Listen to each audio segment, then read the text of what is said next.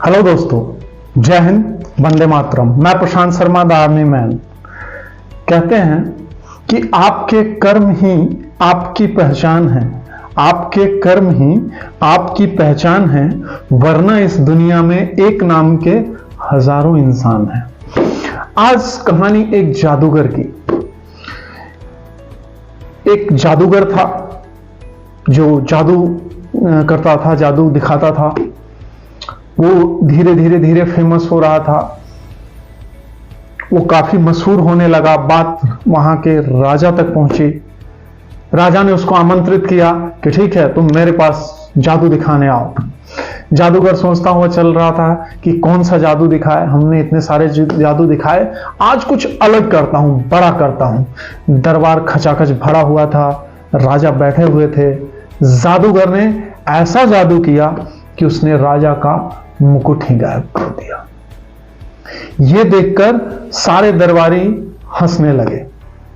राजा को यह अपने अपमान जैसा लगा।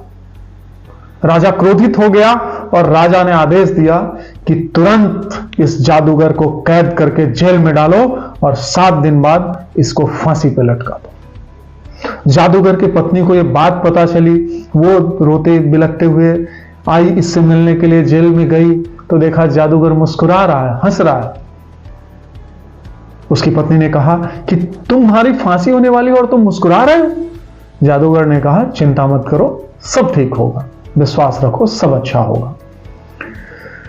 उसकी पत्नी ने बोला कि तुम कैसे व्यक्ति हो, 7 दिन बाद तुम्हारी फांसी होने वाली और तुम मुस्कुरा रहे हो, तुम खुश हो रहे हो। जादूगर ने कहा कि अभी 7 दिन है, आज तो जी लो। लेकिन उसकी पत्नी वैसे ही रोती रही, परेशान रही। फिर वो चली गई।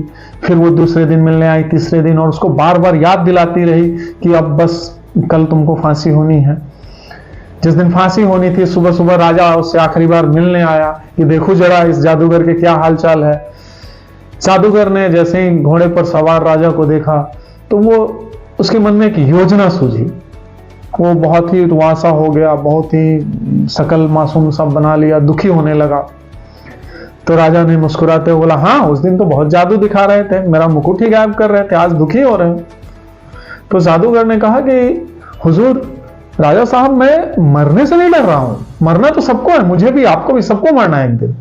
मैं इस बात से दुखी हूं कि मैं एक उड़ने वाला घोड़ा बना रहा था और वो विद्या मैं सीख ही चुका था। करीब करीब ज्यादा से ज्यादा उसमें 1 साल लगते और मैं उड़ने वाला घोड़ा बना देता।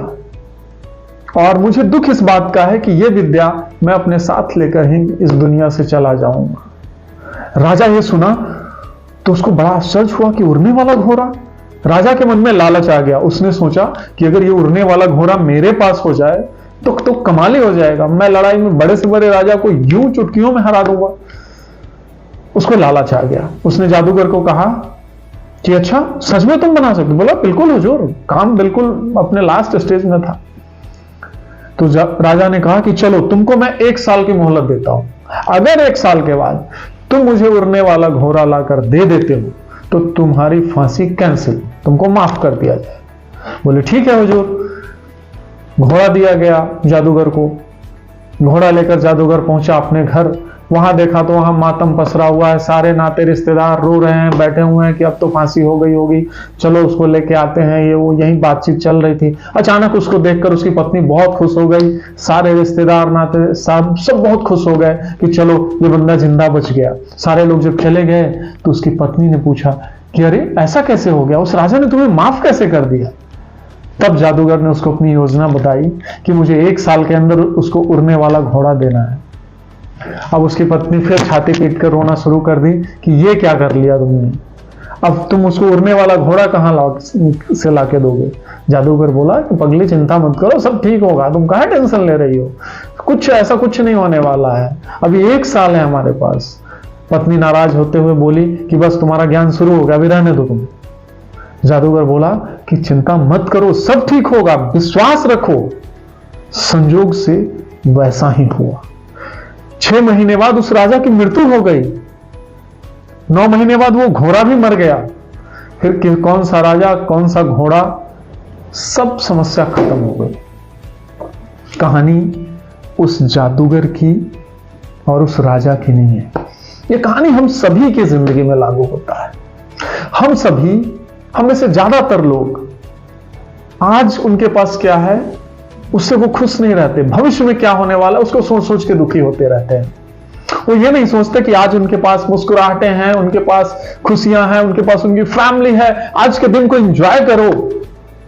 वो इस बात की चिंता ज्यादा करते हैं कि कल क्या होगा, कल कोई समस्या तो नहीं आ जाएगी, ये होगा वो होगा, ऐसे होगा वैसे होगा।